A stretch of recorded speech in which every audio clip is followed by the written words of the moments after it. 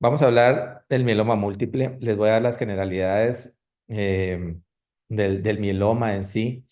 Em, Voy a hablarles un poco de historia acerca del mieloma, que yo creo que es bien interesante. Es una enfermedad muy, muy viejita de la cual fue descrita. Y generalidades del manejo actual, ¿verdad? De cómo se maneja, cómo hacemos con los medicamentos, etcétera, etcétera, y cómo vemos la enfermedad actualmente. Bueno, esto es lo que les decía ya. Ya estoy cambiando de diapositivas, a ver, por favor, por cualquier cosa, si no, al principio les voy a decir estoy cambiando para que vean que sí corre, ¿verdad? Por favor. Bueno, en la historia del mieloma múltiple es una enfermedad, como les decía, muy viejita en haberse descrito, casos súper bien documentados desde 1800. Imagínense ustedes, 1844, el primer caso descrito y que incluso publicado, donde este personaje tenía mucho dolor torácico después de una caída, al parecer se había fracturado, mucha debilidad, le ponen un emplasto en la región torácica donde le dolía y luego empieza a sentir ese dolor intenso, ¿verdad? Recuérdense que en esas épocas, en los 1800, todo lo curaban con sacar sangre, entonces le ponen sanguijuelas y no resuelve. Y en 1845 nuevamente hay una exacerbación de estas molestias y le ponen una infusión de acero, así está descrito, con quinina y se alivia marcadamente pues todas las molestias. Y eso pues llama poderosamente la atención, ¿verdad? Luego este doctor le consulta a otro médico y él a su vez al Hospital San George y le escriben a este doctor Jones, al doctor Henry eh, Ben Jones, y le dice que la orina le parecía un poco extraña, ¿no? Que tenía alguna sustancia que no lograba identificar muy bien. Y el doctor Henry Ben Jones entonces hace una investigación. Él era químico, patólogo, y empieza a hacer una investigación. Esta es toda la publicación acerca de todos los datos químicos que él encontraba en esas orinas de este paciente y de varios pacientes con ciertas características muy similares. Como les decía, esta es la publicación. Aquí es como ven ustedes cómo está dirigido y cómo describe el doctor Henry Ben Jones todas las diferentes sustancias que él encontró y decía que había una sustancia proteica extraña en la orina de estos pacientes. El segundo paciente, tal vez mejor documentado, vean ustedes, esta es ciertos dibujos de la necropsia incluso y de cómo encontraron a doña Sara Newbury. Esta era una paciente que también tenía las mismas características y vean ustedes todas las fracturas que presentaba en columna, en miembros superiores, miembros inferiores. Y cuando hicieron la necropsia, hacen estos dibujos tan bonitos de cómo se miraban lo que hoy llamamos las lesiones en sacabocado, ¿verdad? Todas estas lesiones en las diferentes partes de los huesos, ¿verdad? Y esto, pues, empezaron ellos a decir que tenía una enfermedad dentro de los huesos. También se llamó por mucho tiempo enfermedad de Kahler, por Otto Kahler, también que fue otro patólogo. Y poco a poco empezaron a descubrirse ciertas características, no de la enfermedad, pero que pudieran explicar la enfermedad más adelante. Por ejemplo, Ramón y Cajal, Marchalco describen las células plasmáticas y después este médico Wright fue el primero en describir que las células plasmáticas posiblemente eran las productoras del mieloma múltiple. Y en 1929, Arinkin empieza a ver que las lesiones eran puramente medulares y por eso es que aplica el aspirado de médula ósea para investigar el mieloma múltiple, para tratar de ver las células plasmáticas que ya estaban descritas y empieza a conocerse de todos estos años desde la antigüedad esta enfermedad y se le conoce así como mieloma múltiple por múltiples lesiones a nivel medular. Eso es lo que quiere decir mieloma múltiple. Y desde entonces tenemos este nombre, ¿verdad? Avanzó muchísimo cuando se empieza a describir el exceso de proteína, ¿verdad? Fueron los primeros inicios de las electroforesis de proteínas, pero eran muy dificultosas de hacer. Y en 1929 también se describen estos excesos de proteína como de base angosta, como que fuera una aguja de iglesia. Y vean ustedes aquí, esta es la Catedral de Guadalajara, vista desde la parte de atrás, desde unos parques que hay en la parte de atrás. Y cuando yo vi estas agujas, estas torres que están en las torres principales, estos remates, me figuraba yo los picos monoclonales del mieloma múltiple, ¿verdad? Entonces, pues así es como se logran ver. Uno de los avances más grandes, yo les podría decir, que fue cuando Jan Gosta Waldenström describe, y él es el que le debemos el concepto de hipergamma-globulinemia. Incluso hipergamma-globulinemia monoclonal y policlonal. Se describe que el doctor Waldenström era muy, muy buena persona, era muy cariñoso con sus pacientes, así como ven acá, muy buen profesor. Tuvo incluso esta lectura de Harvey en 1961 en el ASH, y él describe, si ven ustedes esta fotografía del lado derecho, estas bandas monoclonales, y él podía distinguir cuándo eran monoclonales y policlonales, todo por esa concentración de proteínas que se miraban al final de la electroforesis, que ya era mucho más fácil de realizar. Más tarde se describe, que él mismo describe la macroglobulinemia de Waldenström, y que pues se le puso su nombre en honor a él, ¿verdad?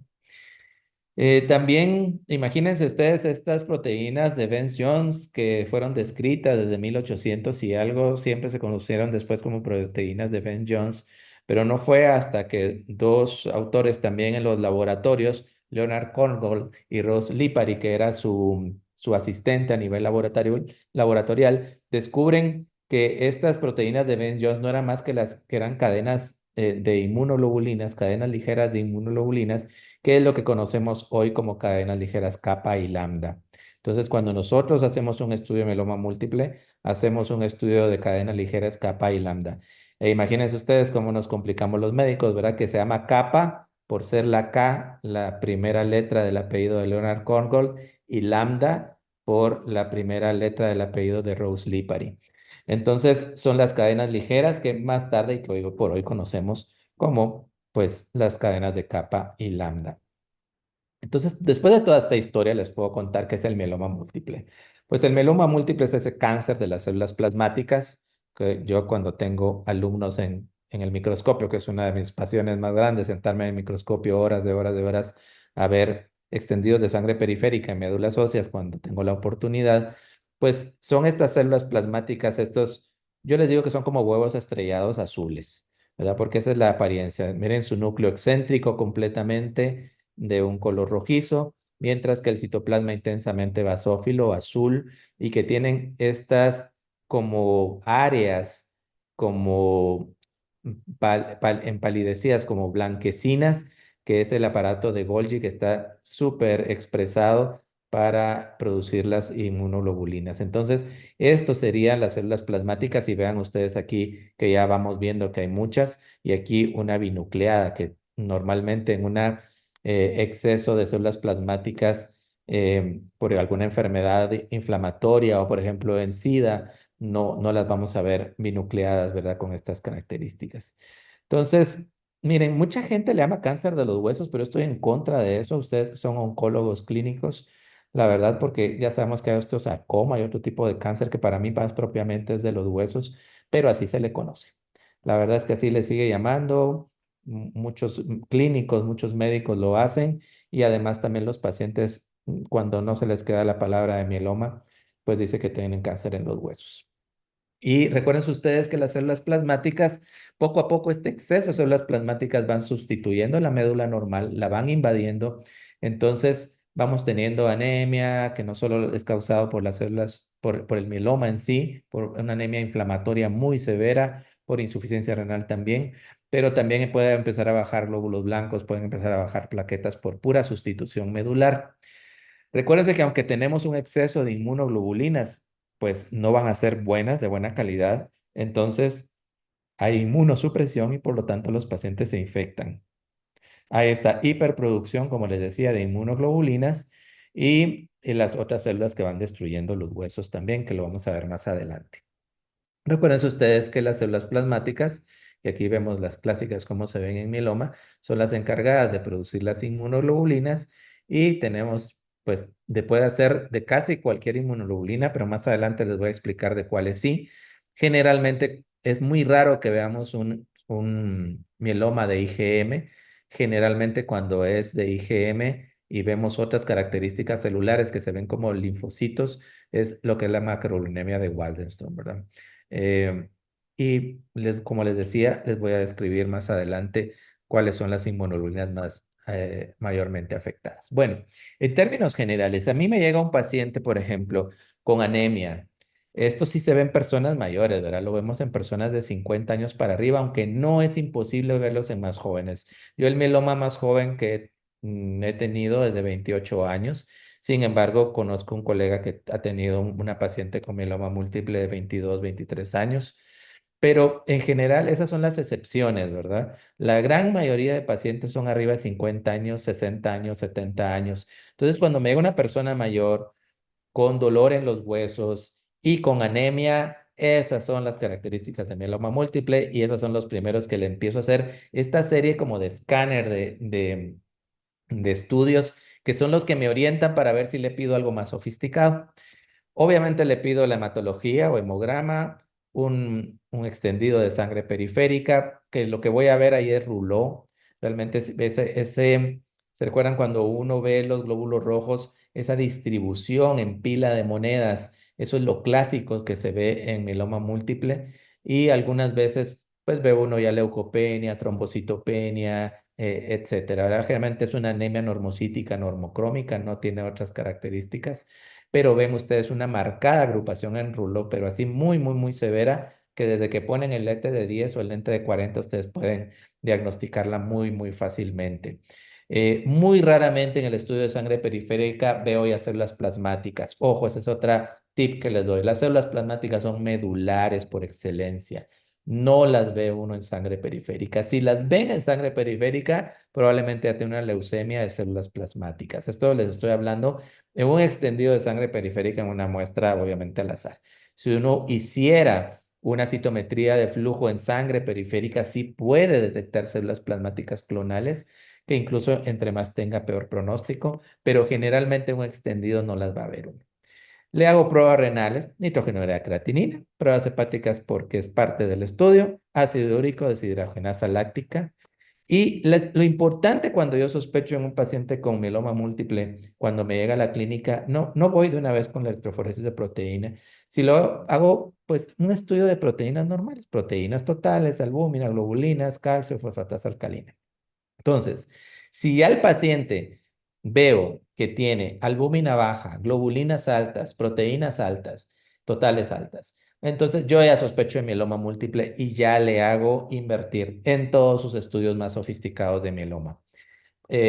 Algunas veces con esto ya me logro quedar satisfecho, pero muchas veces aunque salgan normales, digo, no, mejor le voy a estudiar las electroforesis de proteínas, pero esto es como para iniciar, que ustedes lo pueden hacer en urgencias, que cuando les llega un paciente a la emergencia lo pueden hacer sin ningún problema. Y no porque una electroforesis de proteínas lleva tiempo y lleva muchísimo más elaborado, no todos los laboratorios lo hacen. Entonces, con esto ya se pueden orientar. El calcio para ver si está alto, recuérdense que es una de las causas de hipercalcemia maligna. Y ahí les mando un tip también, que espero que, pues, que no lo sepan. Y si ya lo sabían, pues ni modo. La fosfatasa alcalina es normal. Entonces yo siempre les enseñaba a mis alumnos que si ustedes tienen un paciente con hipercalcemia maligna en la emergencia a las 2, 3 de la mañana, una manera de diferenciar si es una enfermedad ósea metastásica, próstata, por ejemplo, mama, con metástasis óseas, o si es un mieloma, es la fosfatasa alcalina. Porque si la fosfatasa alcalina es normal, piensen en mieloma múltiple.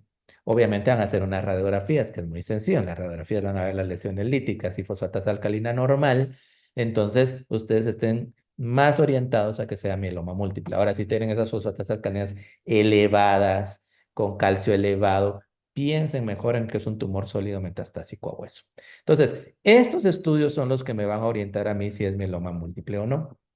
¿Cuáles me van a confirmar? Y aquí les estoy explicando cuáles me confirman. Obviamente, ya cuando tengo todo este panorama clínico y laboratorial de que el paciente pueda tener mieloma, entonces me voy, obviamente, a hacer los estudios específicos. Tengo que describir los estudios celulares. ¿Cuáles son los estudios celulares? pues la médula ósea, obviamente, si se le puede hacer biopsia de hueso también. Son huesos bien porosos, miren, no es fácil sacar un pedazo de hueso de estos pacientes. Y de hecho, la médula ósea lo tiene que hacer uno con mucho, mucho cuidado, porque uno está metiendo la aguja y siente que se le va a atravesar al pobre paciente, porque al principio como que la primera corteza del hueso es dura, pero luego adentro es una gelatina. Es muy feo y muy impresionante. Y algunas veces uno cae en una lesión lítica y de verdad que no sabe ni de dónde aspirar.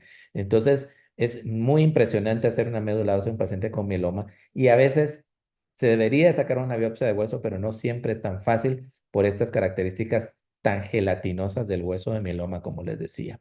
Y cuando vean ustedes un paciente que sospechan de mieloma, pero tiene masas en las clavículas o en las clavículas donde más los puede notar uno, a veces en el cráneo o en otras lesiones. Por ejemplo, muchas veces los neurocirujanos o los cirujanos de columna, ortopedistas, son los que descubren los plasmocitomas, que son verdaderos tumores sólidos, células plasmáticas. Se hace la biopsia y descubro yo que son plasmocitomas, ¿verdad? Un tumor de células plasmáticas. Entonces, esos son los estudios celulares, por así decirlo. Tengo que hacer los estudios proteicos obligadamente y hago una electroforesis de proteína con gráfica. Ya, gracias a Dios, ya todas son con gráfica. Antes había que pedir la gráfica porque si no, no la hacían. Pero una electroforesis de proteína con gráfica, se hacen los niveles de cadenas ligeras, una cosa que se llama inmunofijación, que sirve más en tratamiento, pero yo siempre las pido al diagnóstico también. Proteínas de Ben-Jones la pueden pedir en orina también. Y si no, pues solo las cadenas ligeras, como le digo. Niveles de inmunoglobulinas en sangre, siempre pido IgA, IgG, IgM, que son las que se hacen básicamente. IgE es muy raro un mieloma de IgE, pero si tienen sospecha hay que hacerlo. Hay muy pocos casos descritos de mieloma de IgE en el mundo y de IgD, pues aquí no se hacen niveles de IgD, así que de repente se nos pasa alguno de IgD. Entonces, esto me va a confirmar todo lo que es la bioquímica del mieloma, prácticamente. Y luego de eso tenemos que descubrir las lesiones en los huesos y es muy fácil con rayos X convencionales, cráneo lateral, recuerden ustedes que es donde mejor se ven las lesiones líticas, pero si ustedes les hacen una de tórax, se ven en las costillas, se ven también en las clavículas, pueden pedir huesos largos y se ven las lesiones en los húmeros, en los antebrazos, en los fémures, en las caderas, en fin. A veces necesitamos TAC, a veces resonancia magnética y pues últimamente hay estudios donde se hace un PET-CT donde pueden descubrir ustedes las lesiones líticas. Cuando, principalmente el PET-CT en Estados Unidos y en otros países lo hacen cuando no descubren las lesiones líticas por otras metodologías y el paciente están seguros que tiene mieloma, porque así pueden ustedes diferenciar si hay lesión ósea o si no hay lesión ósea. Que lo que nos va a dar una idea de cómo está la reproducción y la carga tumoral de las células plasmáticas son las beta 2 microglobulinas y la DHL. Eso quiere decir que entre más, más carga tumoral tienen, entre menos, menos carga tumoral tienen, o ese índice de replicación de células plasmáticas, pues es más elevado entre más altas están estas sustancias también. Y algo pues que cuesta mucho en Guatemala, todavía nos cuesta, nosotros aquí en Invejem no lo hacemos, y es cómo hacer los estudios genéticos en mieloma múltiple. ¿Por qué no lo hacemos? La verdad es que es bastante complejo porque, digamos, en una leucemia ustedes hacen los estudios genéticos en toda la médula ósea. Ustedes hacen el aspirado, nos lo envían a nosotros y nos hacemos los estudios en toda la médula. Aquí no. Aquí tenemos que seleccionar las células plasmáticas, hacer un sorting, por ejemplo, por citometría de flujo y después esa selección de células plasmáticas, hacer los estudios genéticos. Entonces, no es tan fácil, nosotros no lo hemos logrado hacer y también porque es muy poco volumen de pacientes aquí en nuestros países. Pero queremos en un futuro poder tal vez tercerizar la selección de células plasmáticas y nosotros hacer los estudios por secuenciación masiva, que de repente eso nos va a hacer más sentido, porque es lo que más experiencia tenemos y no en citometría de flujo. Bueno, entonces si te dan cuenta, estos son los estudios confirmatorios que me ayudan para ver lo del mieloma. Tres células, recuérdense, en mieloma múltiple. La célula de mieloma, la célula estromal, que son las que produce una gran serie de sustancias, incluso las angiogénicas. Esas se pegan al mieloma múltiple también. hay una relación intensa con el mieloma múltiple, con las lesiones plasmáticas y permite que se secreten ese montón de sustancias inflamatorias que secreta el mieloma múltiple y también estas sustancias que lo que hace es estimular la actividad de los osteoclastos y hace las lesiones líticas. Hay completamente una resorción del hueso, por eso es que no le da la fosfatasa alcalina, sino se están comiendo los osteoclastos los huesos prácticamente, ¿verdad? Entonces, por eso son esos agujeros. Claro, esos agujeros producen al final una debilidad del hueso y van a producir las fracturas. Vean ustedes esta fotografía muy bonita, la de la izquierda, donde ven todas las células plasmáticas pegadas a una célula estromal, pero pues, totalmente pegadas, un exceso de las células estromales, y vean ustedes cómo están juntas, más evidente que esa relación existe, pues no podríamos tener. Bueno, yo creo en varias diapositivas les voy a repetir lo mismo, pero esto es tal vez bien importante. Hoy por hoy, yo me recuerdo cuando éramos residentes con el doctor Castro, nos hablaban que parecía como un insulto de la famosa gamopatía monoclonal de significado incierto o MGUS por sus siglas en inglés, ¿verdad? Y realmente nos costaba, o a mí por lo menos me costaba entender el concepto de lo que era una MGUS. Y realmente lo que es una gamopatía monoclonal de significado incierto es cuando ustedes detectan solo un pico monoclonal, un exceso de inmunoglobulinas, pero no hay enfermedad para nada, no hay exceso de células plasmáticas. No hay ningún dato de la enfermedad del paciente, está como sin nada. ¿Por qué se detecta en otros pacientes la gamopatía monoclonal de significado incierto sabiendo que es la lesión primera o inicial del mieloma y nosotros nunca los diagnosticamos, sino ya los diagnosticamos en mielomas propiamente dichos muy activamente? Y fíjense que en algunos países lo que pasa es que así como se miden lípidos, se miden colesterol, triglicéridos y todo como su normal rutina de laboratorio, se hacen una electroforesis de proteínas, imagínense ustedes.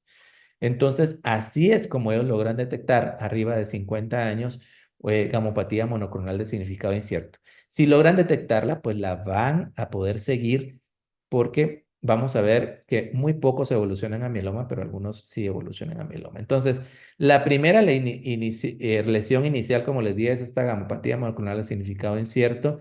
De ahí supuestamente va a pasar a un mieloma múltiple que es como asintomático o smoldering, como le llamamos, que es un mieloma múltiple que tiene otras características, pero que no está en una actividad propiamente dañando a la persona. Y por último, el mieloma múltiple ya activo propiamente dicho, que ya antes se le llamaba activo, ahora solo se llama mieloma múltiple. Y también estamos hablando ya de otros conceptos más adelante que se los voy a dar de cuando ya se reducen con el tratamiento las células plasmáticas. Bueno, eh, vamos a ver muy rápidamente los criterios de mieloma porque eso los pueden encontrar en cualquier sitio y además están grabando esta conversación y los pueden revisar ahí. Esto lo revisó Rajkumar. Curiosamente, hay un grupo de médicos indios en Estados Unidos que dominan el mieloma múltiple, juntamente con otros en España, que yo creo que es un grupo muy fuerte, y en Estados Unidos, por supuesto que algunos americanos. Pero Rajkumar, que es de origen indio, es el que hace estos nuevos criterios de mieloma, porque eran muy viejitos los que teníamos de hace 30 años más o menos.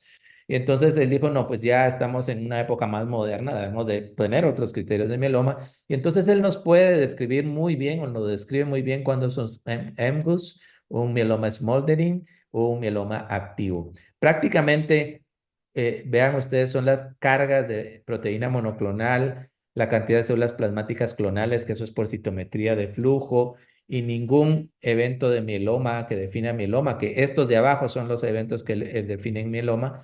Pues cuando es eso, pues eso es un MGUS, como les decía. Cuando es un mieloma smoldering es arriba de 3 gramos, células plasmáticas ya aumentan, pero no hay ningún evento definidor de mieloma. Y cuando ya hay un evento definidor de mieloma, hablamos que es un mieloma múltiple propiamente dicho, ¿verdad? Que es pues el pico monoclonal, las células plasmáticas aumentadas, más una lesión. ¿Se recuerdan esto? Creo que lo aprendimos de que somos externos internos, que nos decían cuál es el CRAB, y el CRAB era de calcio elevado, insuficiencia renal, anemia y lesiones líticas, pero ahora se metió en de los eventos que definen mieloma, por ejemplo, la resonancia magnética, que no existía en aquel tiempo cuando estaban los primeros criterios de mieloma. las cadenas ligeras, el radio de cadenas ligeras, siempre ustedes dividen capa sobre lambda y cuando está afectada capa, el criterio es arriba de 100 en la relación y ya ustedes hablan que es un criterio de definir mieloma. Y cuando lambda está involucrado, siempre dividiendo capa sobre lambda, es menos de 0,01 y ahí pueden decir que ya es un criterio de mieloma múltiple y arriba del 60% de células plasmáticas clonales por citometría de flujo. Entonces, así podemos clasificar cómo es la gamopatía que tiene el paciente. Una pincelada de genética, pues de las células plasmáticas se sabe que hay un insulto que no está muy bien definido, si es infección, si es inflamatorio, si es una predisposición germinal, que cada vez estamos conociendo más. A mí que me apasiona los estudios germinales en tumor sólido, pues cada vez estamos viendo más en células, en hemopatías malignas. Y yo creo que en un futuro vamos a estudiar lesiones germinales que incluso fíjense que suceden en la niñez. Eso está súper interesante y pueden desarrollar, no como tumor sólido, por ejemplo, cuando ustedes hablan de BRCA1 y BRCA2, están sospechándolo en mujeres jóvenes con cáncer de mama, pero estas hemopatías malignas, cuando hay predisposición germinal, puede ocurrir hasta los 50, 60, 70 años. Entonces, es bien interesante. Yo creo que en el futuro vamos a involucrar estudios puramente germinales para todas las enfermedades hematológicas malignas. Pero no sabemos por qué ocurren estas trisomías o estas translocaciones que ven ustedes en una célula plasmática normal y va a producir el EMGUS o un mieloma smoldering. Obviamente, estas lesiones producen lo que siempre en oncología molecular se llama la inestabilidad genómica o genética, depende de lo que sea, y va a haber ganancias, amplificación del cromosoma 1, de lesión del cromosoma 17, donde está TP53, y esto hace lesiones de mieloma y luego un mieloma puramente refractario a todo, ¿verdad? Y es más o menos en la historia del mieloma múltiple desde el punto de vista genético. Hay una gran variedad de manifestaciones clínicas del mieloma. Si es por la proteína M, ustedes van a tener insuficiencia renal, neuropatía, hiperviscosidad, que es una de las características de macronemia de Waldenström, y algún depósito amiloide en algún órgano pudiera ser. Inmunodeficiencia, porque fíjense que tienen exceso de la inmunoglobulina afectada y un descenso muy marcado de las otras inmunoglobulinas, eso se llama inmunoparesia. Y la inmunoparesia les predispone a infecciones también, aparte de las leucopenias que puedan hacer. Y la destrucción ósea, pues obviamente esto nos da el calcio alto, el dolor óseo, las lesiones líticas, etcétera. La anemia, que como les decía, es anemia por inflamación por excelencia. Tres criterios que se nos deberían de quedar para hablar de que tienen mieloma los pacientes. Deben de tener celularidad de células plasmáticas que hablé. El pico monoclonal, que es esto. En verde vean ustedes cómo se ve una electroforesis de proteína normal. En rojo se ve la de mieloma, esta es la albúmina normal. Y en la región gamma, aquí es alfa 1, alfa 2, beta. Y en la región gamma van a ver el pico monoclonal, así muy angosto, a veces es muy alto, incluso a veces sale de la hoja, que da pues mucha impresión, ¿verdad? Cuando ven ustedes unos picos monoclonales exagerados.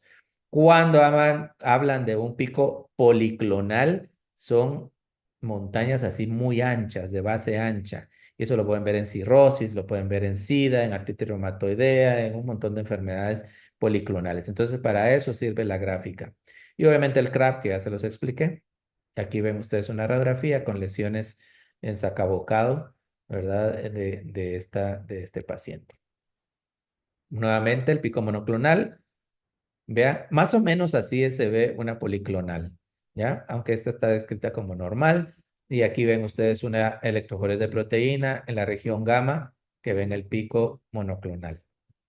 La inmunofijación lo que le sirve es que a veces uno no logra identificar un pico monoclonal, pero logra identificar pocas cantidades de inmunoglobulinas. Ustedes lo que hacen en la inmunofijación es que le agregan unos anticuerpos monoclonales que lo que hacen es atrapar las inmunoglobulinas monoclonales y concentrarlas. Entonces vean ustedes, esta es una inmunofijación negativa y esta es una positiva. Aquí vean ustedes, esta es IgG, IgA, IgM, kappa y lambda, cadenas ligeras y toda la inmunoglobulina completa. Aquí ven ustedes que se ve una gran concentración en IgA y en kappa. Entonces decimos que este es un mieloma de IgA kappa. ¿verdad? Cadena inmunoglobulina total y las cadenas ligeras sería kappa. Entonces vamos a clasificar el mieloma de varios tipos. ¿Cómo? Primero, como les decía, ¿qué tipo de gamopatía tiene el paciente? Esa es la primera clasificación. Todos esos nombres se los ponemos a mieloma, o por lo menos a mí me gusta ponérselos. Y entonces aquí es donde voy a saber qué tipo de gamopatía tiene, que lo he hablado ampliamente, si es un MGUS, es un smoldering o si es un mieloma múltiple. Eh, ¿Todos los smoldering son lo mismo? No. Vean ustedes aquí en esta gráfica esta probabilidad publicada por Robert Kyle hace bastante tiempo, pero vean ustedes cómo la apatía monoclonal de significado incierto, más o menos un 5% de pacientes progresan cada 5 años a mieloma múltiple. Vean ustedes. Sin embargo, hay algunos smoldering que no deben de ser tratados también, sino observados, que el 50% progresan a mieloma múltiple en los primeros 5 años. Entonces, hoy por hoy, en donde se hace el diagnóstico temprano, que nosotros no lo hacemos temprano, es un objeto muy grande de estudio de poder diagnosticar qué tipo de características tienen ciertos pacientes con mieloma múltiple, smoldering, que nos permita que hay que tratarlos tempranamente y cuáles hay que observar. ¿De acuerdo? Entonces, generalmente está basado en la genética y en algunas características de la célula plasmática, donde podemos decir, ah, no, este smoldering ya es un mieloma múltiple inicial, ¿verdad? Y hay que tratarlo mejor. ¿Y cuáles? Solo hay que observar. En eso está la comunidad todavía, pudiendo hacer este tipo de estudios. Ya hay algunos protocolos donde dice a quién le va mejor, si a los que se observa o a los que tratan, hay algunos estudios, pero al parecer, pues la tendencia es a tratar los mielomas múltiples smoldering de alto riesgo que se conocería, y eso es por puro estudio genético. Bueno, entonces, el mieloma múltiple, para ponerle apellido, hay que ver si es de IgG o de IgA. La gran mayoría son de IgG o IgA. Yo nunca he visto uno de IgD, tal vez porque no se hacen estas inmunoglobulinas también. De IgM nunca he visto, todos han sido macronemia de Waldenstrom, nunca he visto uno de IgD. Así que básicamente están entre IgG e IgA. Algunas veces ustedes no tienen un exceso de inmunoglobulinas, sino solo de cadenas ligeras. Y ese mieloma múltiple, entonces se dice mieloma múltiple de cadenas ligeras, que uno ve si son capa lambda, más o menos el 20% de los mielomas solo de cadenas ligeras. Y hay algunos que se llaman no secretores. Y eso quiere decir que ustedes ni encuentran exceso de inmunoglobulinas IgA o IgG, ni encuentran exceso de cadenas ligeras y lo llamamos no secreto. Entonces, lo medimos solo por la cantidad de celularidad y pues por prácticamente eso y las lesiones en los huesos, etcétera. Así vamos viendo su remisión. Entonces, esto nos da el subtipo de mieloma, si es de IgG, si es de IgA, si es de cadenas ligeras, etcétera. De ahí lo estadificamos. Este es un estadio muy sencillo. Mire, solo usan las beta-2 microglobulinas y la albúmina para decir estadio 1, 2 y 3. Obviamente, ustedes se dedican a la oncología. Saben que entre un estadio más inicial, mejor sobrevida que un estadio más avanzado. Y hay una lesión, hay un estadio, esto nos da el estadio de la enfermedad. Y también ya hay estadios revisados donde ya se toma en cuenta la DHL más el estadio que les acabo de enseñar y las translocaciones para ver si es un estadio 3 o un estadio 1 según la lesión genética. Y así está la sobrevida también explicada, que es algo de suponer, ¿verdad? Bueno, supuestamente la genética alta riesgo se da en personas más jóvenes, con menos lesiones óseas y generalmente son mielomas de IgA lambda, que por cierto el IgA lambda es el que más tapa el riñón y van a haber más insuficiencia renal. Mientras que en las personas mayores van a ver ustedes un mieloma más hiperdiploide, más arriba de 50 cromosomas, lesiones óseas, generalmente de IgG kappa y son generalmente de bajo riesgo y les va bastante bien, podría decirlo, con los medicamentos actuales. La Clínica Mayo desarrolló Tengo problemas. La Clínica Mayo desarrolló este tipo de clasificación por puro riesgo genético y van ustedes las características del alto riesgo, que es la 414, 1416, 1420, de la edición de 17P, donde se recuerdan ustedes que está TP53 y ganancias del 1Q. También hay double hit, casi puro linfoma, ¿verdad? Donde son dos lesiones genéticas y el triple donde hay 3 o más. Entonces, estos son considerados mielomas de alto riesgo, donde realmente no son fáciles de tratar, son de muy mal pronóstico, hagan lo que hagan con el paciente. Mientras, por fortuna, muchos son de riesgo estándar y por lo tanto les va aceptablemente bien, a pesar que sigue siendo una enfermedad incurable el mieloma múltiple. Esto es un ejemplo de un estudio en Mayo Clinic. Vean ustedes, lo hacen por FISH y hacen algunas otras tinciones. Y tal vez me voy a concentrar en estas dos de aquí abajo. Esta es una translocación 414. Recuérdense ustedes, aquí ven el cromosoma 4, aquí ven el cromosoma 14 separados. Esto la sonda les dice qué color va a pintar el cromosoma 4, qué color va a pintar el cromosoma 14. Y vean cuando ustedes ven las señales, que esto es un núcleo, cuando vean ustedes las señales unidas, es que existe la translocación. Entonces ven ustedes como son dos pares de cromosomas, aquí tienen las lesiones pegaditas y dicen que tiene una translocación 414 y ven el otro par que está separado. Aquí ven ustedes en la 14-16, pues la misma historia, en verde está el 14, el 16 está en rojo y vean ustedes la lesión aquí que está unida. Bueno, entonces, todos esos estudios se hacen para mieloma y ahí qué vamos a hacer con el paciente. La historia de mieloma múltiple pues ha sido muy vieja, imagínense de los primeros, este doctor que lo primero que le dieron fue ruibarbo con un té de cáscara de naranja, pues de repente durmió bien, pero no se curó del mieloma. De ahí le dieron esta infusión de acero y quinina que parece que les fue bien. Y de ahí hay una serie de estudios, ¿verdad? Hasta los 50, imagínense el primer avance con melfalán prednisona después ya en los 60, de ahí el trasplante en los inicios de los 80, el autólogo. Y el primer avance enorme, yo incluso tuve la oportunidad de conocer a Bart Barloggi, que fue el primero que empezó con talidomida, una droga con toda su historia que ustedes ya conocen y que la resucitaron gracias a una gran presión de una esposa de un paciente, a Bart Barloggi, para que usara talidomida, porque habían ya datos de que funcionaba en esta enfermedad. Y sabes que funciona, ¿verdad? Y que entró en remisión el paciente, un paciente que no había nada más que darle, y empiezan los inmunomoduladores a colarse en la terapia de mieloma. Los inhibidores del proteasoma, el bortezomib, con el doctor Orlowski, que ahora está en el MD Anderson, desde el 2000, Lena, que después viene como una mejora de la talidomida, y bueno, aquí nos falta la historia de los últimos años con los anticuerpos monoclonales, nuevos inhibidores de proteasoma, las CAR T-cells, etcétera. Bueno, nuevos conceptos del tratamiento. Esto es básico, ¿verdad? Yo creo que pareciera, eh, como les dijera, muy elemental este concepto. Pero hoy por hoy sabemos que lo mejor hay que usarlo desde el principio.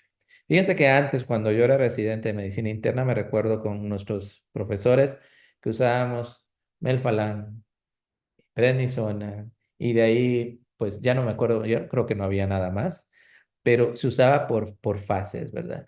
Y lo mejor de último, porque el paciente estaba, pues ya había que rescatarlo de esa refractariedad. Ahora no, ahora sabemos que lo mejor lo tenemos que usar desde el principio, porque la enfermedad es más sensible, se alcanzan respuestas mucho más profundas, esta aumenta la sobrevida libre de progresión y también la sobrevida global, y el paciente va a estar mucho mejor. Y la otra cosa es que antes usábamos una droga, otra droga de manera secuencial y ahora hay tratamientos múltiples que lo de moda es 4 medicamentos, ¿verdad?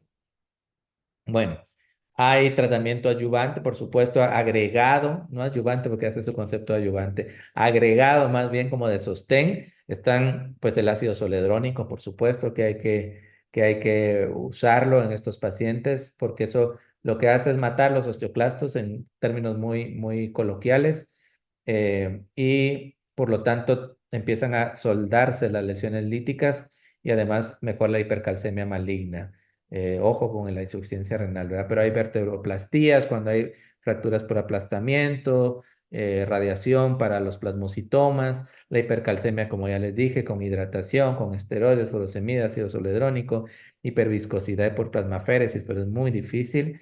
También hay que tratar el mieloma, la anemia, transfusiones, a veces EPO.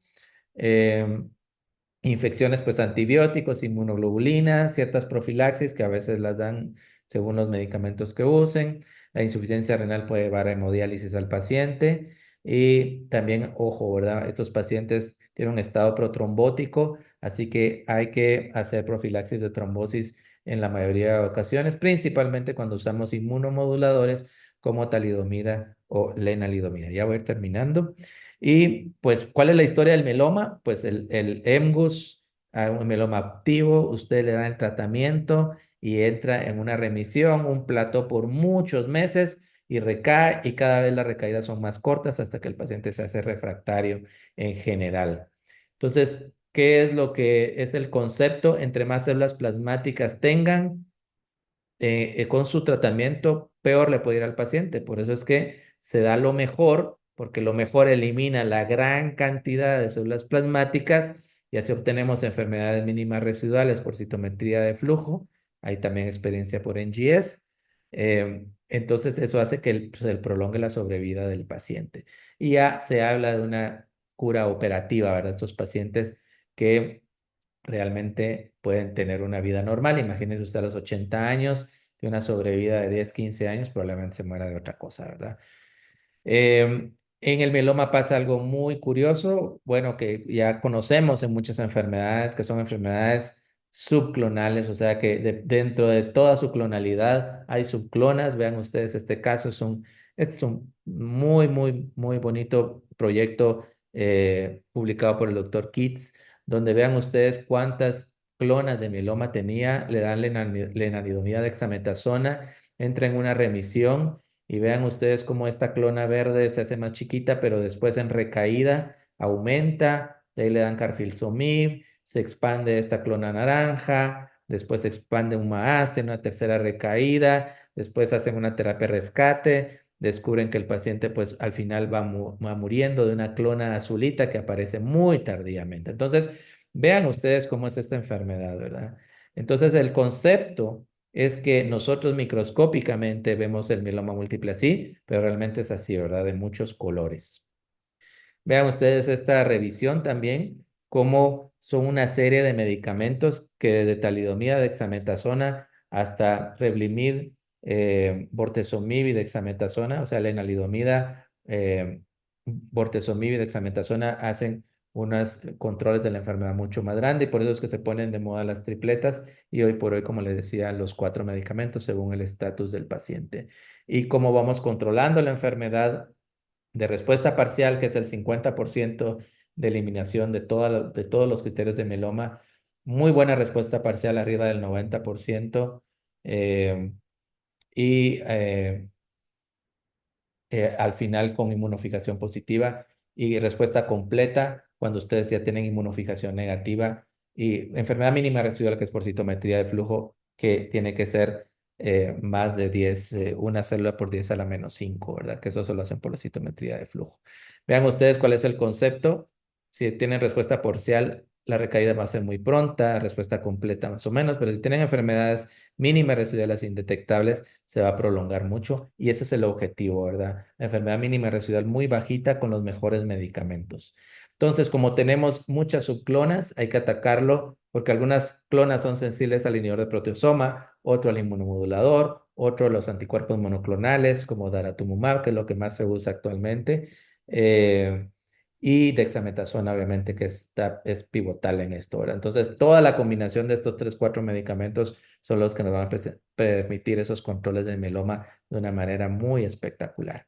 Trasplante, por supuesto, si el paciente está en condiciones, es autotrasplante. Lo que hacen ustedes es que dan estos medicamentos y en la mejor respuesta que obtiene, hacen la cosecha de las células madre, le pueden dar después el régimen de preparación para el trasplante, que generalmente es con Melphalan, la autotransplantan y luego de eso hay un autotrasplante que se llama en tándem, que vuelven a trasplantar al paciente. De ahí otros dan unas consolidaciones con algunos medicamentos con inhibidor de proteasoma, por ejemplo, y después se queda en mantenimiento. ¿Por cuánto tiempo? Hoy se sabe que entre más tiempo mejor. Al principio era 1 año, después 3 años, ahora por 5 años, y algunos van de que por mucho tiempo, ¿verdad? Mientras haya beneficio hasta que haya una recaída. Estos son los pacientes candidatos a trasplante, pero aquel viejito que no es candidato a trasplante, ustedes eligen si es una dupleta o una tripleta que le van a dar y después de un tiempo prudencial, si borran casi todo el mieloma, le podrían dejar solo con un medicamento, que es el que más se aleja, es lenalidomida, como un tipo de mantenimiento o terapia prolongada. Y obviamente el tratamiento de soporte. Las combinaciones de medicamentos son un montón, pero básicamente yo creo que ahorita sigue siendo el bortezomib, la talidomida o lenalidomida y la dexametasona la que se usa. Y si se tiene la oportunidad, definitivamente dar el anticuerpo monoclonal daratumumab para que el paciente encuentre una respuesta a una enfermedad mínima residual muy buena. Una vez estaba dando una charla en Panamá a pacientes de mieloma múltiple y lo primero que me dice un paciente de Honduras es, doctor, a mí me dio una enfermedad de ricos. Y sí, efectivamente es una enfermedad sumamente cara de tratar con todos estos medicamentos. La enalidomida original va por los 8,000, $10,000, más otros $15,000 de Dara, de Darzalex. O sea, y si ustedes le agregan bortezomib como 50,000 pesos, o sea, es una enfermedad sumamente cara. Bueno, y ya para ir concluyendo, espero que les haya gustado la charla de generalidades del mieloma. Mieloma múltiple sigue siendo una enfermedad incurable, pero con las nuevas terapias vamos con unas respuestas mucho mejor. Las mejores respuestas deberán de obtenerse desde el principio. Ustedes si tienen la oportunidad de dar lo mejor, denlo, porque el paciente va a entrar en una remisión muy grande y si tienen la fortuna de tratar con una tripleta, una cuadrupleta muy buena a su paciente con un riesgo estándar, el paciente puede vivir 10, 15 años y estar muy tranquilo. En los últimos 15 años ha avanzado mucho, inhibidores de proteasoma, anticuerpos monoclonales, nuevos IMIDs y hasta pomalidomida también en el mercado, otros inhibidores de proteasoma más fuertes, hay unos orales y obviamente, aunque no es nuestra realidad, pero ya hay una CAR-T-cell aprobada para mieloma múltiple y probablemente en el futuro esos pacientes que no tienen, se consoliden después del trasplante con CAR-T-cells o bien en vez de trasplante las CAR-T-cells ya no solo para refractario, o bien que sea una de las terapias sin necesidad de trasplante al paciente, como les decía, ¿verdad? Inmunocheckpoints, inhibitors, pues no han tenido mucho éxito, pero cada vez se resucitan. En cada congreso que yo voy, vuelven a tratar con un inmunoterapia, ¿verdad? Para ver si funciona. Y temas pendientes en nuestra área, obviamente el autotrasplante todavía es un dolor, deberíamos de hacerlo en nuestras instituciones porque eso sí aumenta la sobrevida un montón del paciente y acceso a los estudios genéticos, que yo siempre ando presionando aquí en el instituto, pero cuesta plata y no es tan fácil,